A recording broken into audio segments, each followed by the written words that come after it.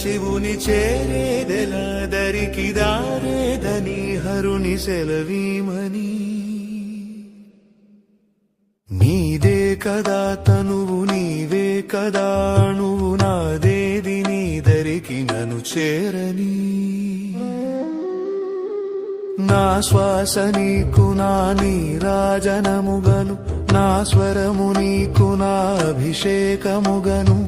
ఈ తనువు నీకు నా నైవేద్యముగను